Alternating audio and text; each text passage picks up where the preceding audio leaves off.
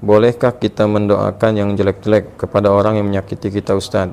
Dan bolehkah kita bersyukur kepada Allah bila dikabulkan? Terima kasih sebelumnya. Apa yang mau didapat? Ya, kita share satu aja ya. Dalam Al-Quran itu ada ayat di Al-Quran surah ketiga Ali Imran ayat 128 sampai 129. Ini saya berikan gambaran kisahnya dulu. Nabi SAW di awal masa dakwah itu kedatangan satu utusan ya, dan mengatakan bahwa satu desa tuh masyarakatnya masuk Islam.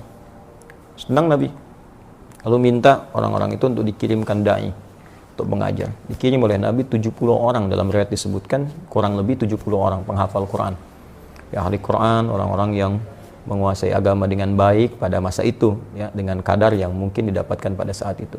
Dikirimkan secara singkat ketika sampai di sebuah distrik namanya Bi'ur Ma'unah ya, tiba-tiba ternyata orang-orang itu dianiaya, bahkan kemudian dieksekusi.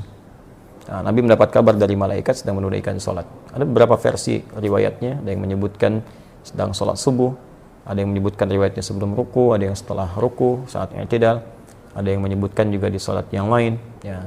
Intinya informasi itu sampai kepada Nabi, dan Nabi mendoakan, ya Allahumma al'an kita, Allahumma adzibhum, ya Allah tolong laknat Bani Fulan ya, kemudian tolong hukum mereka dan seterusnya.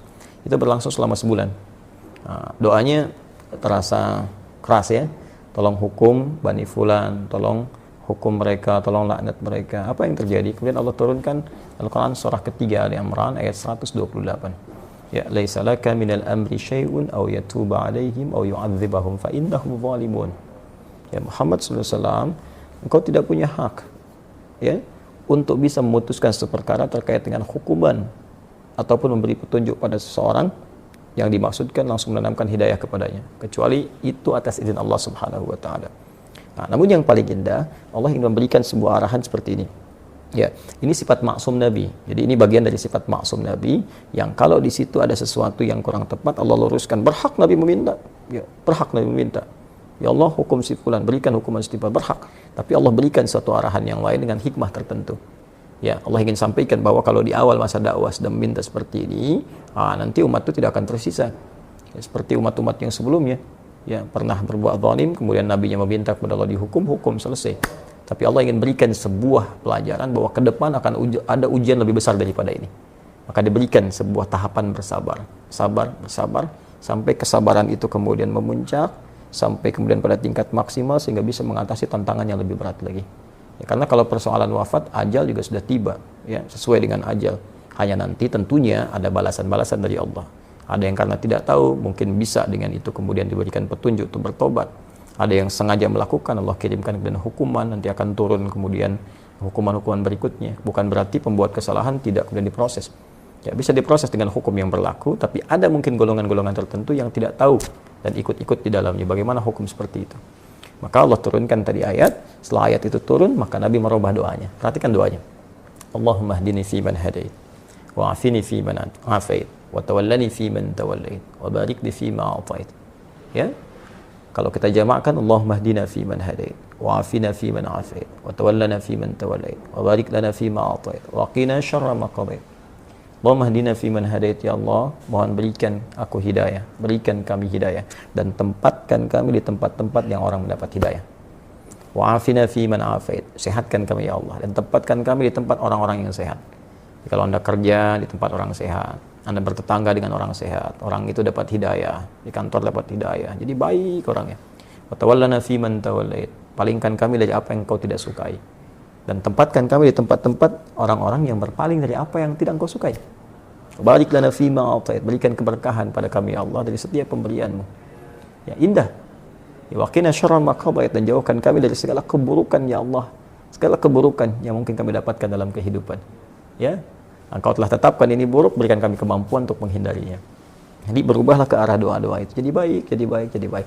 Itu yang telah kemudian dikenal dengan doa kunut. Ya, berarti permintaan pada segala hal yang bernilai ketaatan kepada Allah yang sifatnya baik-baik. Jadi, kalau Allah saja mengarahkan Nabi untuk mendoakan perilaku buruk dengan kebaikan, maka kita lebih layak untuk mengikuti tuntunan Nabi SAW. Kita doakan yang baik.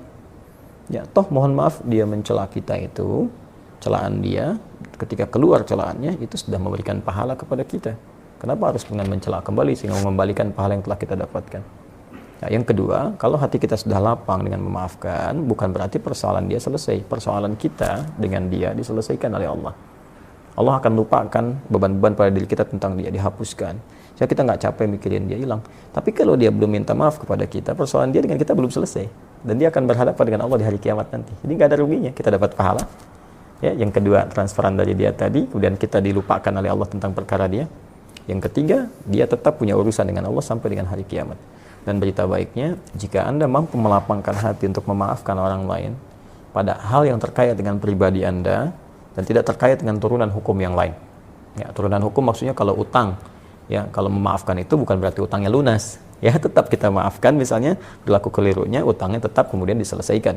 Kecuali kalau Anda ingin bersedekah. Ya, atau orang misalnya melakukan tindakan kriminal yang dahsyat, kita maafkan. Ya, maaf, tapi kriminal itu tetap diproses untuk memberikan pembelajaran hukum. Kalau secara hukum itu harus diselesaikan.